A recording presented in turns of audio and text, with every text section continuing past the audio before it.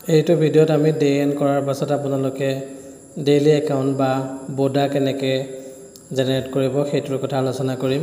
আপোনালোকে এইখন ইণ্টাৰফেচ দেখিছে, যিখন ডে এণ্ড কৰাৰ পাছত আপোনালোকে দেখিবলৈ পায়। ডে এণ্ড কৰাৰ পাছত আপোনালোকে বোডাৰ কাৰণে প্ৰথমতে ৰিপৰ্টছত ক্লিক কৰিব লাগিব। ৰিপৰ্টছত এনেদৰে ক্লিক কৰাৰ পিছত বেগিং ৰিপৰ্টত ক্লিক কৰিব।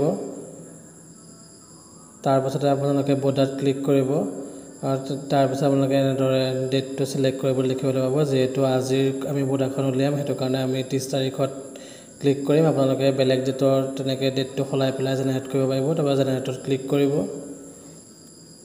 জেনেৰেটত ক্লিক কৰাৰ লগে লগে এনেকৈ জাষ্ট ওৱান্স কৰিব। তাৰপিছত আপোনালোকে বোডাখন দেখিবলৈ পাব। এনেদৰে আপোনালোকে বোডাখন জেনেৰেট কৰিব পাৰিব। বোডাখন জেনেৰেট কৰাৰ পাছত আকৌ বেক কৰিব। বেক কৰি দিয়াৰ পিছত আপোনালোকে প্ৰিণ্ট অপশ্যনত ক্লিক কৰাৰ লগে লগে প্ৰিণ্টিং হৈ যাব আপোনালোকৰ প্ৰিণ্টাৰ দি।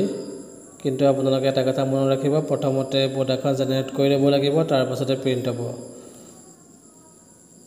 ধন্যবাদ।